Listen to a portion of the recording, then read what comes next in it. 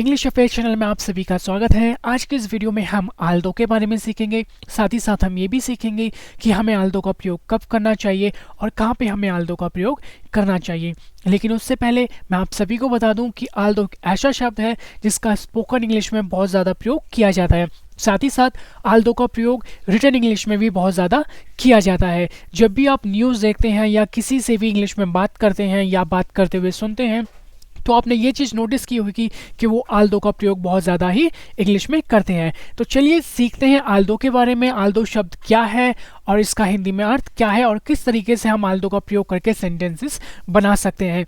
तो मैं आप सभी को बता दूं, आल्दो एक कंजंक्शन है और कंजंक्शंस ऐसे शब्द होते हैं जो दो शब्द या वाक्यों को आपस में जोड़ देते हैं, जिससे वाक्य भी छोटा हो जाता है और उसका अर्थ भी नहीं बदलता है। तो चलिए सीखते हैं आल्दो के अर्थ के बारे में कि आल्दो का हिंदी में अर्थ क्या होता है। तो आल्दो का हिंदी में जो अर्थ होता है वो होता है हालांकि या फिर यद्यपि। तो जब भी आपको हालांकि या यद्यपि कहना हो तो उसके लिए आप आल्दो का प्रयोग कर सकते हैं। तो चलिए सीखते हैं कि आल्दो का प्रयोग करके हम किस तरीके से सेंटेंसेस को बना सकते हैं और अपनी इंग्लिश को और भी ज़्यादा अच्छा बना सकते हैं। तो चलिए कुछ एग्जांपल्स ले लेते हैं, जैसे कि हालांकि वह कभी स्कूल नहीं गया पर उसे सब आता है। तो इसे हम इंग्लिश में बनाएंगे although he never went to school but he knows everything।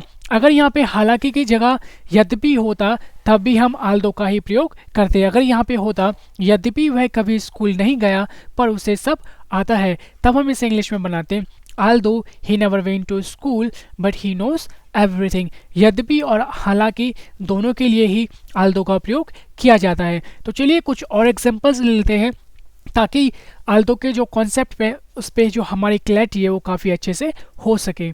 जैसे हालांकि वह बहुत व्यस्त है पर आपके लिए समय निकाल लेगा, तो हम इसे इंग्लिश में बनाएंगे although he is very busy but he will take some time for you।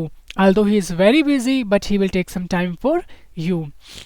हालांकि राहुल बीमार है पर वह आपका काम समय पर कर देगा। although Rahul is sick but he will do your work on time। he will do your work on time। चलिए कुछ और एग्जांपल्स लेते हैं, जैसे हालांकि वह दिखने में अच्छा है पर वह किसी काम का नहीं है। तो आप इसे इंग्लिश में बनाएंगे although he looks good but he is of no use। but he is of no use यानी कि वह किसी काम का नहीं है। तो चलिए एक और एग्जांपल्स ले लेते हैं, जैसे हालांकि वह दिखता बहुत सख्त है पर वह दिल का बहुत नम्र है। तो इसे हम इंग्लिश में बनाएंगे although he looks very strict but he is very kind hearted person। although he looks very strict but he is very kind hearted person। तो चलिए दोस्तों, इसी के साथ वीडियो को समाप्त करते हैं। अगर वीडियो अच्छी लगी हो तो वीडियो को लाइक कीजिएगा, चैनल को सब्सक्राइब कीजिएगा, साथ ही साथ घंटे के बेल आइकन को भी दबाइएगा ताकि मेरी आने वाली हर वीडियो का नोटिफिकेशन आपको सबसे पहले मिल सके। इसी के साथ ही अगर वीडियो आपको बहुत अच्छी लगी हो तो आप इसको व्हाट्सएप ग्रुप में भी ज़रूर शेयर कीजिएगा। Till then take care, good bye and as always have fun.